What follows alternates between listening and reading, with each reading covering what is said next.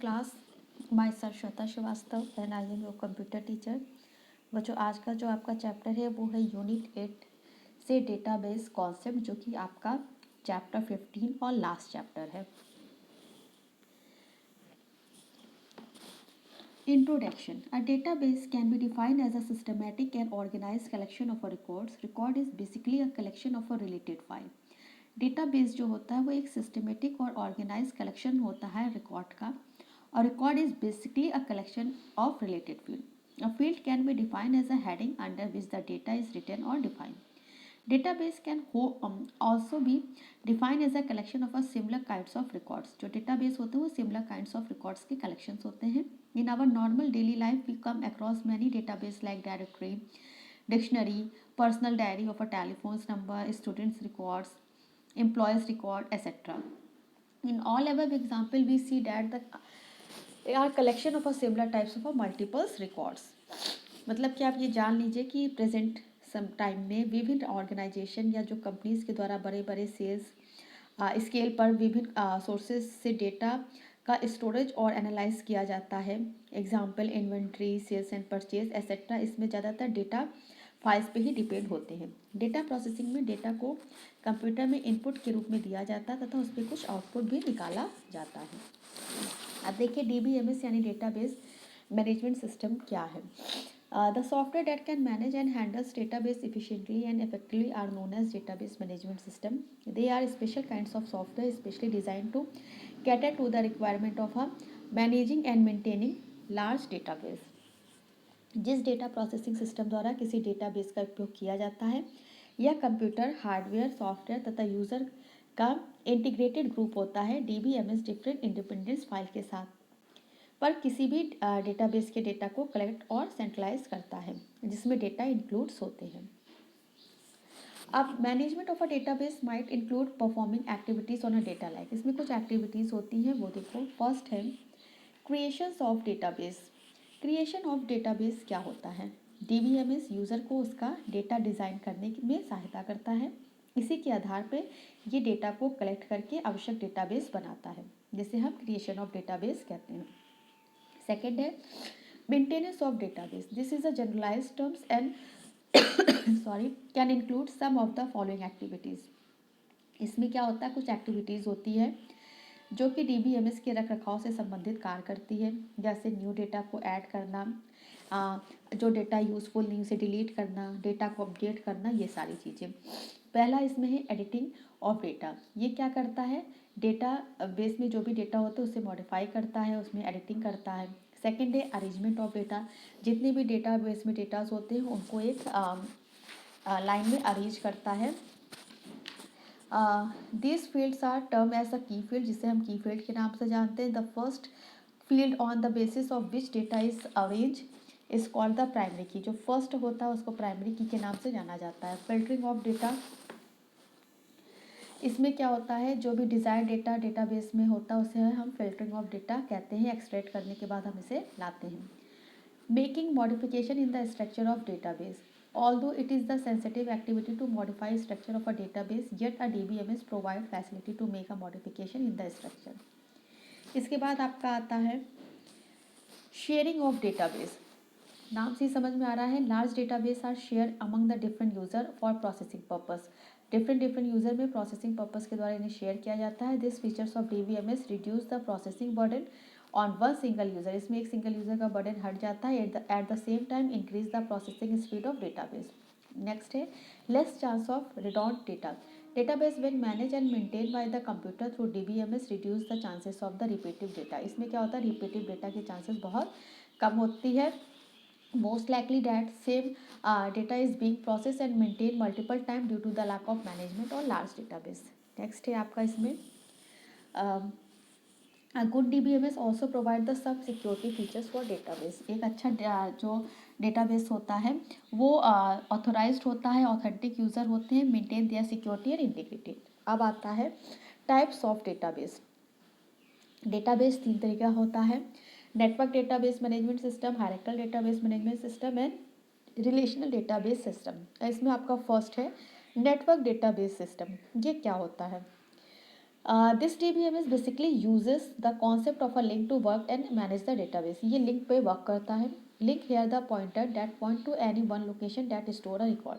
Link यहाँ पे pointer होता है जो पॉइंट करता है किसी एक लोकेशन पे जहाँ पे रिकॉर्ड स्टोर होते हैं। In this types of database record are interlink with the help of links and their relationship is maintain through the link only. In second आता है आपका हायरार्किकल DBMS। ये क्या होता है, इस मॉडल में जितने भी लिंक्स होते हैं वो रिकॉर्ड के बीच इंटरकनेक्ट होते हैं, बट ये हायरार्किकल मॉडल में होते हैं, इसमें पेरेंट्स और चाइल्ड्स रिलेशन होता है। नेक्स्ट है आपका रिलेशनल DBMS। ये क्या होता है, यदि किसी सिस्टम की खराबी के कारण रिकॉर्ड को बीच में ही एड्रेस की सीरीज़ को डिस्ट्रॉय हो जाती है तो ये डेटा को इफेक्ट करती है, इंटीग्रिटी को इफेक्ट करती है। ये जो DBMS को इजी बनाता है, इसमें टेबल्स का यूज़ किया जाता है। इसमें प्रत्येक फाइल्स में एक रिकॉर्ड होता है, ईच रिकॉर्ड के लिए आइडेंटिफायर होता है। अब कुछ इंपॉर्टेंट टर्म्स हैं जिसमें आपका फर्स्ट है डोमेन। डोमेन क्या होता है, किसी एट्रीब्यूट से सभी पॉसिबल वैल्यू के समूह को उस एट्रीब्यूट्स का डोमेन कहा जाता है। एग्जाम्पल समझिए, एट्रीब्यूट सेक्शन की वैल्यूज़, मान लीजिए जैसे एक एट्रीब्यूट्स है सेक्शन की, किसी भी क्लास में जो सेक्शन होते हैं उनकी वैल्यूज़ है ABCD, यही हो सकती है। इसलिए जो सेट्स है आपके ABCD इस एट्रीब्यूट्स का डोमेन है। इसी प्रकार किसी स्टूडेंट का रोल नंबर का भी डोमेन हो सकता है, इसकी वैल्यू 101 से कम और 300 से अधिक नहीं होनी चाहिए। नेक्स्ट आता है टपल। टपल क्या होता है, किसी भी मतलब जो भी किसी भी रिलेशन की एक रो टपल कही जाती है। किसी टपल में n एट्रीब्यूट हो तो उसे n टपल के नाम से जाना जाता है। एग्जाम्पल एम्प्लॉयज़ हैं, अमित सिंह 4 टाइप में है, मतलब इनके लिए 4 रो क्रिएट होगी जिसमें कि जो पहली रो होगी वो 001 अमित सिंह लखनऊ और क्या है एम्प्लॉय है। इस तरह हम इनको डिफाइन कर देंगे। फिर इसके बाद आपका आता है एट्रीब्यूट्स। एट्रीब्यूट्स क्या होते हैं, the columns under which data is store in a called an attributes. वो कॉलम जहाँ डेटा स्टोर होते हैं। Normally in attributes and domain refer to the almost similar about the different form. फिर आता है degree. Degree it is the number of attribute in a relation.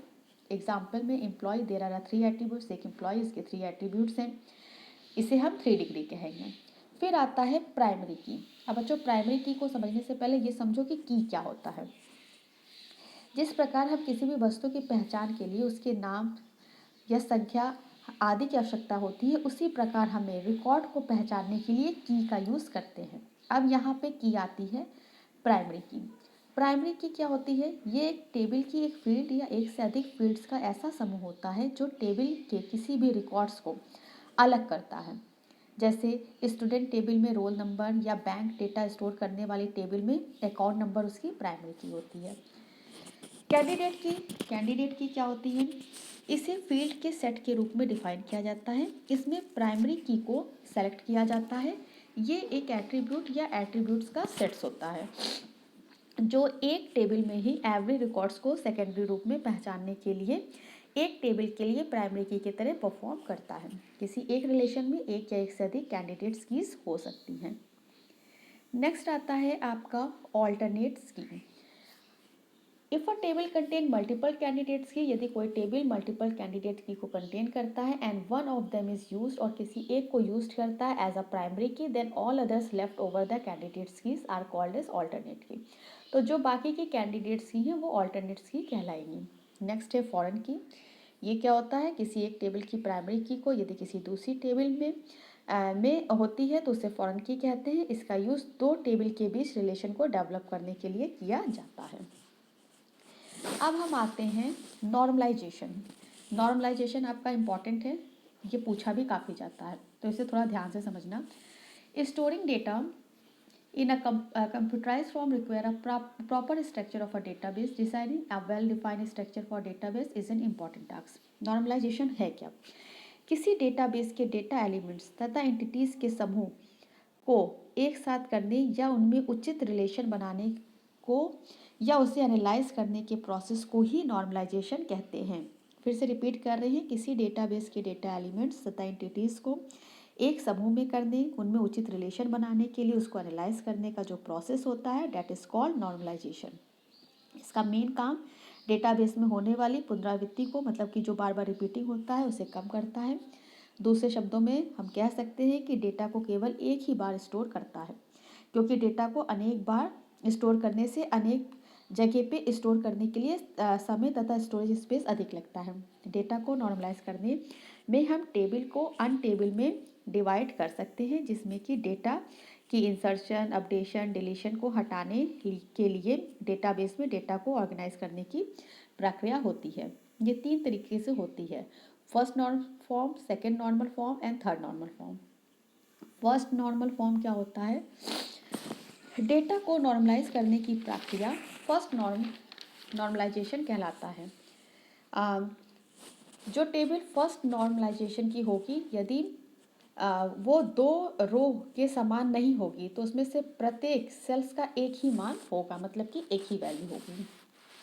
Second normalization form क्या होता है, उसे देखो। सेकेंड नॉर्मलाइजेशन, अच्छा देखो, फर्स्ट में कुछ चीज़ें और आती हैं, ठीक है। पहले आता है इंसर्शन। ये क्या होता है? An employee detail can be easily added even without the subordinate data. बिना सबऑर्डिनेट डेटा के हम इसमें इंसर्ट कर सकते हैं। डिलीशन क्या होता है? Subordinate information can now be easily remove हो सकती है बिना एम्प्लॉय डाटा को डिस्टर्ब किए। अपडेशन क्या हो सकता है? इसमें one the tables are linked with each other, changes in employee table will automatically be referred in sub table. अब आता है सेकेंड नॉर्मल फॉर्म। एक टेबल सेकेंड नॉर्मलाइजेशन फॉर्म में होगी अगर फर्स्ट नॉर्मलाइजेशन फॉर्म में हो। प्रत्येक फील्ड्स को की फील्ड नहीं, प्रत्येक फील्ड्स की फील्ड नहीं होती है। प्राइमरी की पर फंक्शन डिपेंड होना चाहिए, ठीक है। अब आता है थर्ड नॉर्मल फॉर्म क्या होता है?